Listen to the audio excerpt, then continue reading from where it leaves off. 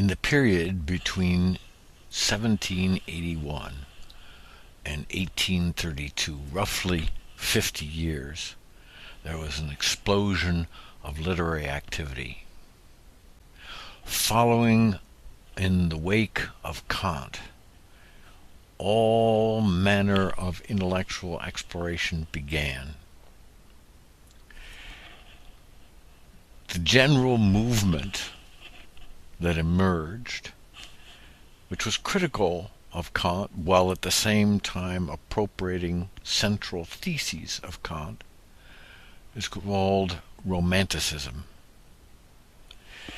It begins in a movement called Sturm und Drang, storm and stress, signaled by the work of Goethe, whose sorrows of the young Werther underscored the tragedy of loss, of an unrequited love leading to one's self-destruction. The other great expression that concludes this period is Hölderlin's learning to understand life without mourning. This is best expressed in the painting by Koch of Macbeth engaging the three witches. Of course, one finds quite quickly that the forces expressed in this represent an extraordinary amount of power. And in one sense, what we do is get the destructiveness, the mysterious, and the human all brought together in connection with the domain of nature, which becomes in some way the medium through which the course of life is played out. This movement of Romanticism grew out of the understanding at first of readers of Kant and then young seminarians by the name of Hegel, Hölderlin, and Schelling, who discovered that the teachings of Kant could quickly be perverted to untoward ends. That is, there were scholastic thinkers who could subvert the spirit of freedom in Kant to serve the ends of preserving orthodoxy. This was certainly true at the Tübingen Stift, where Hegel and Sinclair, Hölderlin and Schelling were students. So they became determined that they would have to change the letter of Kant in order to preserve the spirit of freedom. This was also the case in another part of Germany where the young Fichte became persuaded that there was a kind of confusion in Kant which undermined the extraordinary power of freedom, especially the power of freedom associated with the power of imagination. Fichte read Kant to be saying that the creative imagination establishes the worlds within which we live. So it is to the imagination above all that we must turn as the supreme faculty of the mind. Now this contrasts sharply with the view of the rationalists and even of Kant, who accorded considerable supremacy to reason. Romantics tended to define and to present imagination as our ultimate shaping or creative power. Perhaps no one speaks of this more eloquently in the English language than Samuel Taylor Coleridge, to whom we shall turn in due course. The power of the imagination was, in essence, the human equivalent of the creative powers that reside within nature, or indeed even within deity. It was the active power rather than a passive force, with many functions, not only for creating all art, but it is the faculty that helps create and constitute reality, and to probe the timbre of, or the resonances of, reality in our lives. Uniting both reason and feeling, it was also described first by Fichte and then by Coleridge as intellectual intuition. Its great power was the capacity for synthesizing, for drawing together, for combining into a unity. This enabled human beings to reconcile differences and opposites that appeared within the world of appearance. So the reconciliation of opposites, as we shall soon see, is a central idea for those whom we are broadly referring to as romantics. Imagination is also bound up with the concept of nature and with the idea of symbolism and myth. Nature figures predominantly in romantic thinking as the medium within which life itself unfolds. It is in part a work of art, constructed in part by the divine, so that it becomes possible to see the movement of death and of life and of labor unfolding within the larger narrative of creation and history, of life and of death. So there is a unique connection between human life and the natural life, which seemed to be undermined in the Kantian teaching, in which the moral prevailed over the natural. Here there was an attempt to hold the moral and the natural, which appear to be as opposites, in a reconciled unity. The English romantic Wordsworth and the American Whitman make a practice of presenting commonplace items in nature as containing divine elements. Particular perspectives with regard to nature varied considerably. Sometimes it's a healing power. Sometimes it's the source both of the subject and of the object.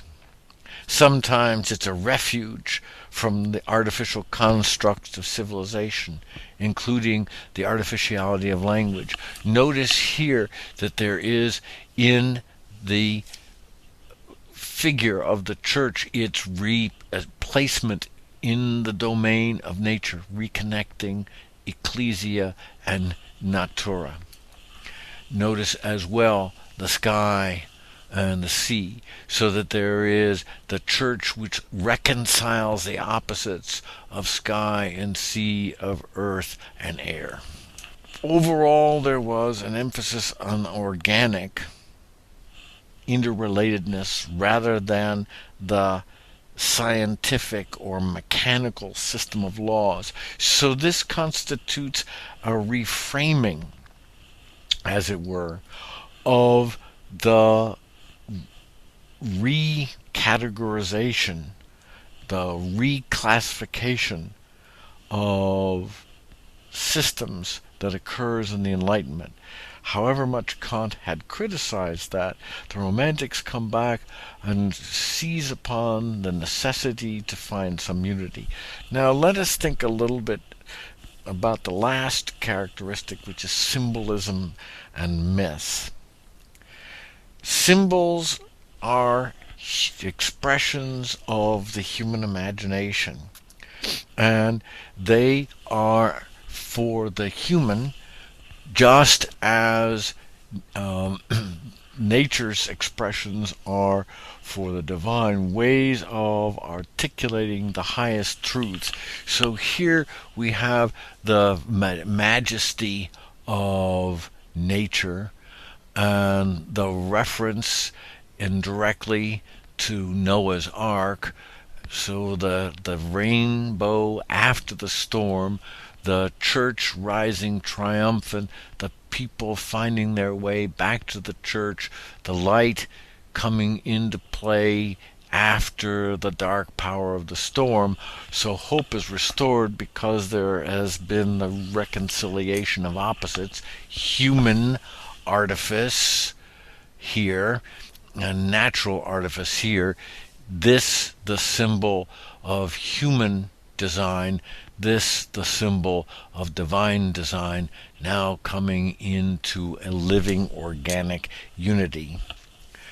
It may have been the desire for Romantics to express the inexpressible, the infinite, through the available resources of language that led to symbol at one level and myth at another. Now let us fall back for a moment before taking up individuals and consider the sources of Romanticism. This emerges largely in Germany, and it emerges largely as an outgrowth of pietist sensibilities. That is, the desire to reinfuse a sense of the heart or spirit in what had become lifeless form or doctrine. It emerges, secondly, from a classical love associated with humanism to retrieve the sources. So there is a longing for a retrieval of the sources. Now, the retrieval of the sources at this point is expressed in Fuseli's artist grieving the loss of antiquity. And it's important to see that here we have fragments, that the form of antiquity no longer holds, it has broken down, and here is the new spirit, but the new spirit in its grief has not yet found sure footing. So there is the sense of finding one's way in experiment. The first group that dealt with such experimentation also included the third aspect, which was a kind of mysticism. There's a lot of reading of St. John of the Cross that was accompanied the development of Romantic thinking. So you have mysticism, you have humanism, and you have pietism in what in some profound sense counts as a second great reform. Let's say that pietism was the second chapter of the reforming traditions. In this case, we have an entire new reforming taking place after the reclassification of systems of thought.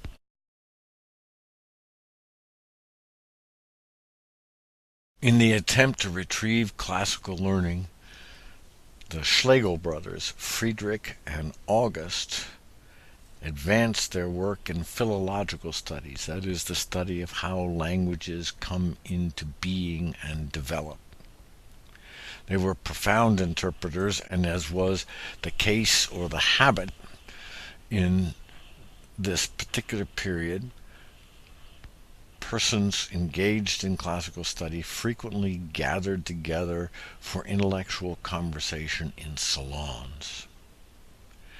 The salon in which the Schlegel brothers met, together with other young radical thinkers, Wachenroder and Tieck, and latterly Schelling, Novalis, was in the home of Dorothea Veit, or more especially in the salon of Dorothea Veit. Dorothea Veit was the daughter of the great German Jewish Enlightenment thinker Moses Mendelssohn, a man whom Kant held in exceedingly high esteem. His daughter, also an intellectual, was apparently profoundly compelling as a personality, if not in her personal presence. She surrounded herself with the most exciting young intellectual persons of the day, and they not only gathered for intellectual discussions, but began to live in an experimental community together, trying to put into action the ideas that they were coming to embrace. Into this group came the young Schleiermacher. He was immediately attracted to Schlegel, and Schlegel and he became so close that one could begin a sentence and the other could complete it. They understood their thinking so closely. It was from Schlegel that Schleiermacher learned the importance of fragments. This was an ironic move, irony being yet another characteristic of this movement of romantic thinking.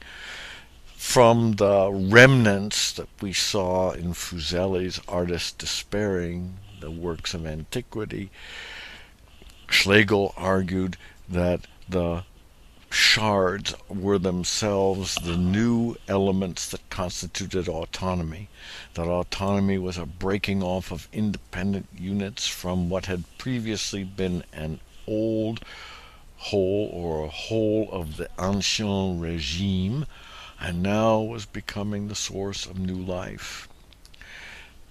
Such a view meant that in order for one to escape a kind of severe isolation, that communal conversation was essential. So the view developed within the Berlin Circle that communal conversation was essential to the development of the individual.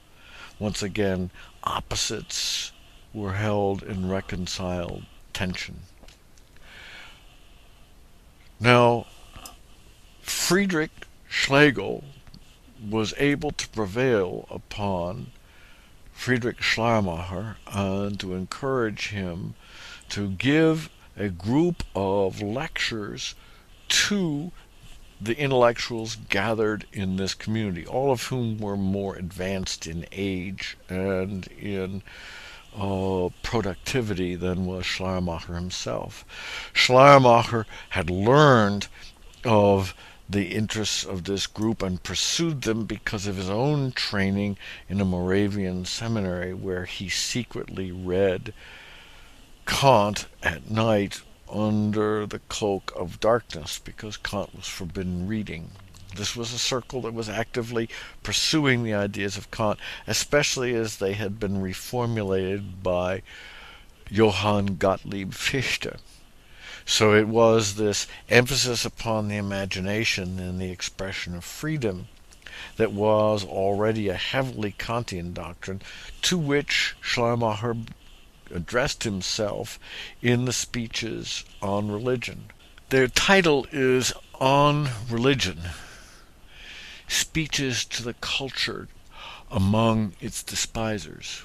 Clearly, Schleiermacher was speaking to his friends in the circle.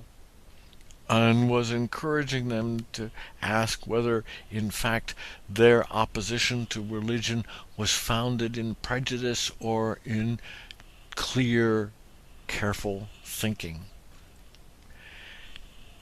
He aimed his conversation in a critical way against Kant. The first speech in On Religion tackles the question of the nature of religion and asks, is it a doing? As Kant had suggested in the Critique of Practical Reason. Is religion essentially moral activity? To this, Schleiermacher replied, no, that religion was antecedent to moral activity, that it was something out of which moral activity could emerge, but it was not identical.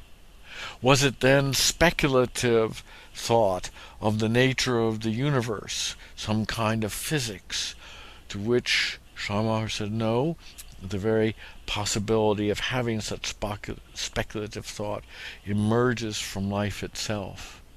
What then is religion? And here we get one of the most famous formulations in the history of Christian thought. Religion is a sense and taste of the infinite. It is a kind of awareness, an attunement, a feeling, as you were, although it's as the feeling as in a tonality, is a feeling, not a specific feeling, but a feeling which is antecedent to speculative thinking. It is antecedent to knowing, and is rather the sense that accompanies being aware at all. We're not merely aware, but we're aware of our awareness, and that is a qualification of our consciousness or an attunement of our consciousness, possibly even a mood. What Schleiermacher sought to say was this antecedent attunement or feeling qualifies our knowing and our doing. Consider, for example, those of us who have had the experience of falling in love. And all is joy and happiness until we ask one day of our lover, do you love me? And there is silence. So we ask again, is there something wrong? And there is even more silence. And suddenly the silence becomes an overwhelming tidal wave that sweeps away whatever joy we had, and we become deeply depressed. Now, the rest of the day proceeds with trees being trees and cars being cars and buildings being buildings, but as we look at them, they seem to us to be dark and gray, as is all the rest of the world, because we have been affronted in our sensibilities. Later in the day, of course, we make further contact just to make sure, and what do you know, suddenly all is forgiven. Words have been spoken in a way that was unintended or was hurtful, so there is much rejoicing as love is restored, and magically the same day in which there were clouds all about becomes bright with the goodness of life, even as the rain actually starts to fall. One dances for joy, and this is what Schleiermacher is talking about. There is something antecedent to the empirical experiences, a tonality that shapes the way in which we receive our connection to empirical experiences, and that, says Schleiermacher, is a sense and taste of the infinite. That is, how we are connected to the all. This is a very interesting view. What it means is that it becomes possible to revive a religious sensibility apart from doctrine, and in wake of the damage done by Orthodox Lutheran teaching and of the orthodoxies into which latter-day pietism had fallen, there was a need once again to revive the spirit of connectedness with the all, which Schleiermacher invokes and presses as a central point of religion. Now we imbue what is around us with an awareness of a sensibility in which we already stand. We don't invent it, we discover where it is we already are. Schleiermacher delivered his speeches in 1799. He was accorded immediately warm reception by his friends, disbeliever though they might be. And in that, he had really set out what was at bottom a Stoic view which would commend itself to a kind of affinity with traditional Christian concepts such as grace and revelation and miracle, but he gave each of those distinctive new meanings. For him, there was the sense and taste of the infinite, which was an awareness of where it was that one already stood, although it sometimes required some work to discover that you were already in this place. This is very much like T.S. Eliot's "We shall not cease from exploration until we know the place of our origin for the first time." This is the sense that Schleiermacher communicates, and it was one that was resonant with some of the small pietistic sects of the time who revered Spinoza as a saint. So you have this very interesting development going on in which non-scholarly, non-academic resources were being appropriated into the discourses of these new experimental thinkers in order to capture the spirit of the age. Now, by the time that Schleiermacher had come to become professor of theology and Bible in the University of Berlin, he had read widely and he had begun to experiment with various forms of dialogue. He had joined the Schlegel brothers in the translation of the dialogues of Plato, so he was profoundly sensitive to the issues of translation, and because he didn't find any consistent principles, he wrote a little volume on hermeneutics, which is to say he invented the science of hermeneutics. Many of the principles of which he was able to define are still subscribed to this day. He was also increasingly aware of the way in which learning occurred in the context of speech within social action. So he wrote a little piece entitled The Christmas Eve Dialogue, in which he made the case that the young child, Carolyn, in the particular play, comes into her first awareness of Christmas and its significance in the context of the political discussions and the family arrangements and the political arrangements within which she lives, so that her learning is not by rote, but rather is absorbed through the practices and the ways in which people express things with one another. The dialogue introduces and is the invention of the sociology of knowledge, although it was not called as such at the time. But he recognizes, as more recent sociologists of knowledge have claimed, that the way in which we think about things is deeply shaped by where we grow up and the ways in which we talk with one another and the institutions in which we participate and the politics that govern the larger bodies within which those institutional practices fall. This was enough for Schleiermacher to recognize that there had to be some kind of awareness of how we were related to other faiths. So he introduces yet another new discipline, which is the comparative study of religion. In his brief outline of theology, which he distributed to students at the time of his lecturing on the Christian faith, he set out a view of the multiplicity of biblical practices and theological practices that were involved in theological thinking, including the philosophy of religion. By the philosophy of religion, he meant not what we understand by that today, but actually the comparative study of religion. So when he began his systematic theology, he claimed that we had to borrow propositions from other disciplines.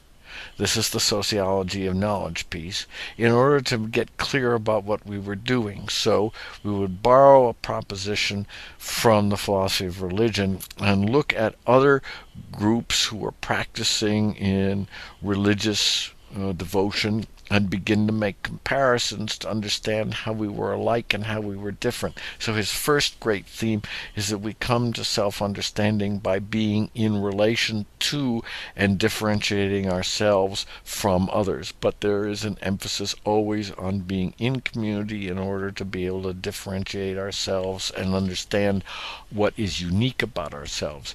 So he does a comparative study. And in this comparative study, he is able to say that Islam and Judaism and Christianity are all monotheistic, but Christianity alone is a teleological type of religion, that it has an aim, and that it subscribes to the idea of a personal God, which he thought to be one of the profound great truths of human religion. So he said, this is the body. Now, if this is the body, how does one move into understanding the nature of the life of that community? Here he had an interesting view which had grown up in his conversations with other academicians of the period, in which there was increasing attention paid to the structure of consciousness. Remember, that had been set into motion, or actually high speed, by Kant, but it went into overdrive when it came to Fichte and to Hegel, who were each trying to understand what the nature of consciousness was. Schleiermacher began to divide consciousness into various levels. First, simple animal consciousness or sensate consciousness. Second, awareness of ourselves. And third, awareness of ourselves as having a dependence upon an origin from which we come. In this later painting of Caspar David Friedrich, we get a sense of the change.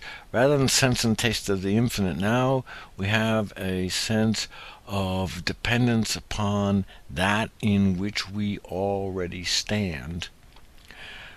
And we have, with that, absolute self-consciousness rather than simply self-awareness, but self-awareness linked to a dependence upon that without which we would not exist, is for Schleiermacher the tension between which human beings form their religious vocabulary.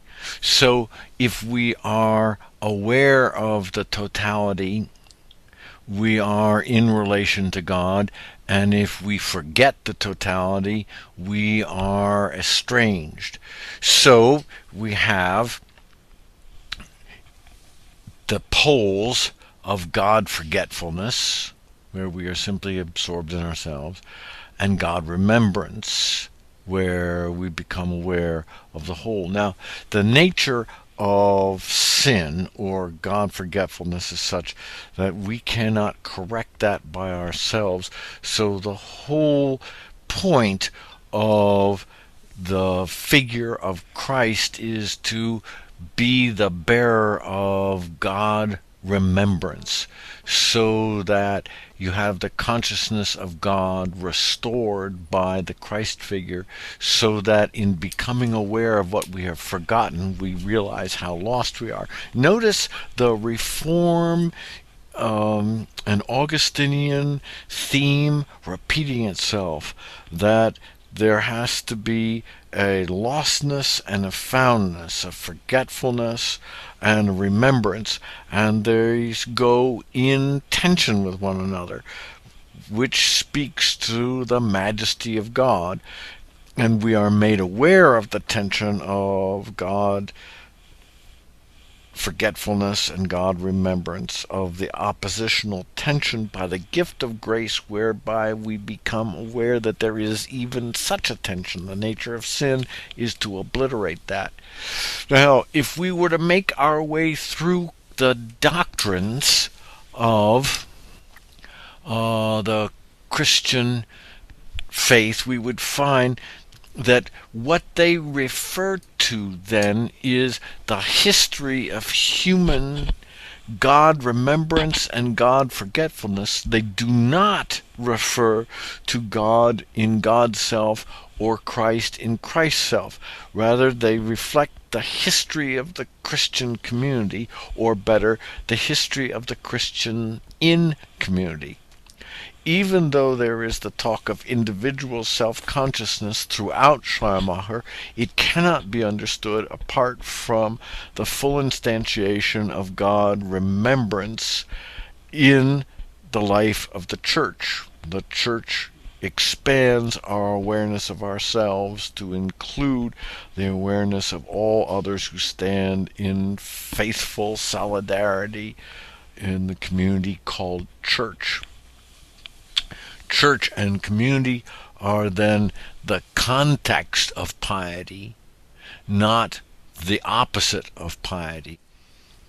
If the force of Schleiermacher's Christian faith is to insist that what we have in Christian practice is the articulation of our affections as we have spoken about them, but never truths about God as God is in God's self, or about Jesus as Jesus is in Jesus' self, then we have in this articulation of the Christian faith a profound defense of the mystery and incomprehensibility of God.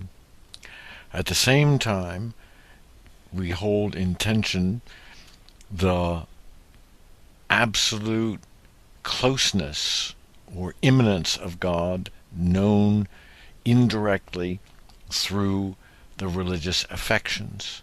But as soon as we speak about the quality of our awareness of God, as soon as we transform that awareness into particular articulations of speech, then we become separated from that God. So they remain reflections more of us than of God per se.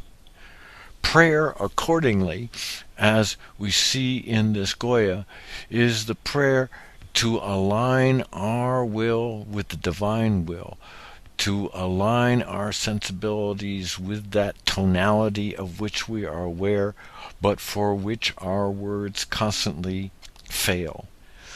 Accordingly, prayer is not a wish list for our requirements to be better persons, or to have losses restored, or to have a sure path open for us to enter into full communion of God.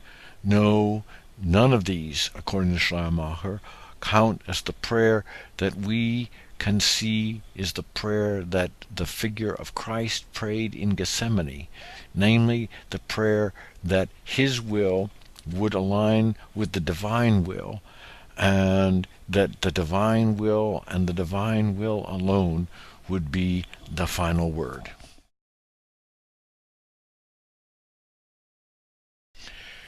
Thus far, we have been talking about the emergence of an intellectual and political and artistic movement known as Romanticism.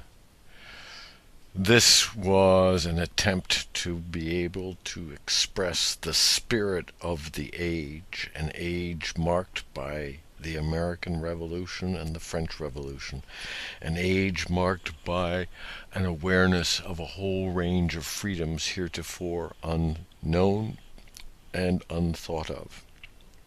There was great excitement, but great confusion as well, as there was an attempt to assess what had gone wrong, how the forms of classical art and thought had collapsed under their own weight, such that they were only fragments, and now how one would see those fragments in a new perspective. We noted how the young Schlegel referred to such fragments as shards, broken away from the whole but now complete in themselves, as in a hedgehog which rolled into itself becomes autonomous, so a shard was rolled into itself and became autonomous. So the idea of the fragment as the expression of freedom captured the sense that the new autonomy of which Kant had spoken carried with it the sense of an individualism that was not connected. Such a sensibility was of immediate concern to many thinkers, and we mentioned before as well the work of Johann Gottlieb Fichte, who argued that however correct the Kantian sensibility in privileging freedom over the constraints of the empirical world, Kant had not gone far enough to recognize that the constructive work of the imagination created the entire domain of freedom within which we live. So Fichte had in fact developed what was known as the first Spinozism of freedom, turning the determinism of Spinoza on its head and now making the same determinism the determinism of freedom. This was extremely exciting to the young intellectuals who gathered in Berlin at the salon of Dorothea Veit, and among these were the Schlegel brothers, Wachenroder, Tieck, and Schleiermacher. Altogether, the Berlin and Jena salons, they were meeting in two different places, but it's the same group. Altogether, these intellectuals widely accepted Kant's notion of a new ordering in which human beings were the center and constructed their worlds, as well as respecting the Kantian recognition that we lived in many worlds simultaneously: the aesthetic, the moral, the teleological, and the empirical. But where the Romantics differed was in how they proposed to order them.